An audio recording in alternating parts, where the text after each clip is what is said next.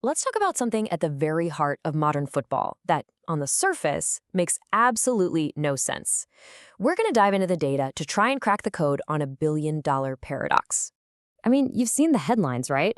A top club announces these staggering financial losses, and then a few months later, it gets sold for some astronomical, eye-watering sum. It just seems to defy all traditional business logic. So what is actually going on? To put a real number on it, just look at the sale of Chelsea FC, 4.25 billion euros. Now, that price tag had nothing to do with recent profits. Nope.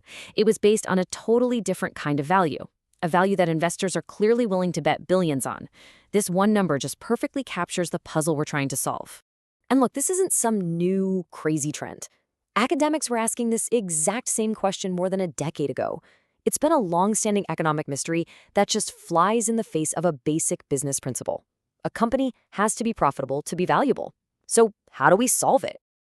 Well, we turn to the research. A really fascinating study from Sapienza University in Rome took a hard look at 5 years of data from 28 of Europe's biggest clubs, all to figure out what's really driving these insane valuations. Their findings, they're the key to this whole thing. So how'd they do it? Well, the researchers broke the whole problem down into measurable pieces, what they call variables. They wanted to see which of these different factors could reliably predict how much a club would be worth in the future. Think of it like this. On one side, you have all the things they could measure, the potential causes. And on the other side, you have the thing they were trying to predict, the effect, the club's future enterprise value. Pretty straightforward, right? And these were the heavy hitters they tested. INF is all about infrastructure. We're talking shiny new stadiums, state-of-the-art training centers. Salaries, pretty simple, the total wage bill for the players. Value is the estimated market value of the entire squad put together. And RIS-I, that's just a yes or no. Did the club win a big international trophy that year? So after they crunched all the numbers and ran it through their model, two factors just jumped off the page.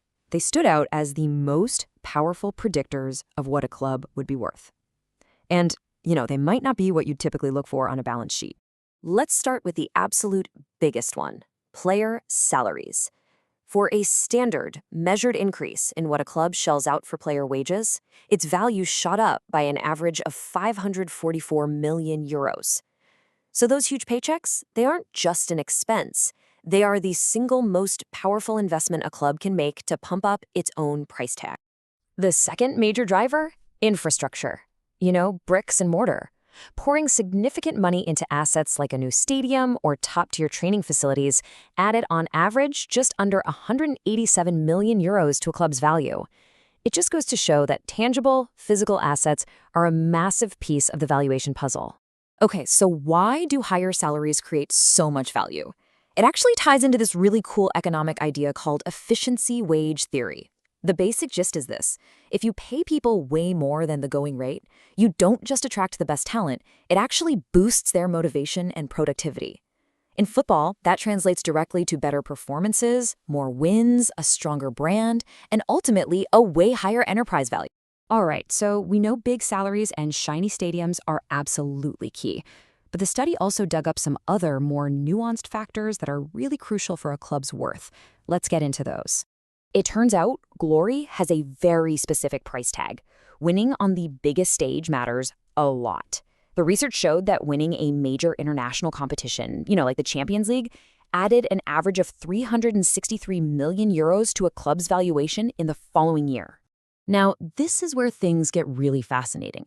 You'd assume that the higher the total market value of your squad, the higher the club's value, 1-to-1. But what the researchers found is that it's not that simple. It's not a straight line. It's much more complex. Let me break this down. At first, when you're building a squad, small increases in your team's total value cause these huge jumps in the club's overall value. But, and this is the important part, you eventually hit a point of diminishing returns. Once your squad is already packed with superstars, adding another expensive player still helps, but the boost you get to the club's valuation is much, much smaller. The real takeaway here, it's not just about hoarding superstars. It's about optimizing your squad's value and knowing when you're not getting as much bang for your buck. So, when you put all of these pieces together, what does it all mean? Well, it means that elite football is not operating on a traditional business model anymore. A completely new financial playbook has taken over. The old way of thinking was all about trying to break even each year. That's out. The new reality is that annual losses are perfectly fine as long as that spending is strategic and it's driving up the club's long-term value. The whole focus has shifted from worrying about the annual profit and loss statement to growing the club's assets, both the physical ones and the human ones. So here it is, the new playbook, straight from the data. You invest in world-class infrastructure. You pay top-tier salaries and see them as an investment, not an expense. You go out and win the biggest trophies. And you build your squad intelligently, knowing when you're getting the most value. That is how you build a billion-dollar football club in the 21st century. So there you have it. The research gives us a clear, data-driven answer to that paradox we started with. This is how clubs lose money but are worth billions. They're not being run like your local corner shop. They're being run like high-growth investment assets.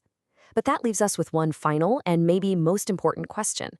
This model clearly works for creating enormous value for owners and investors. But is it creating a financially sustainable and competitive future for the sport as a whole?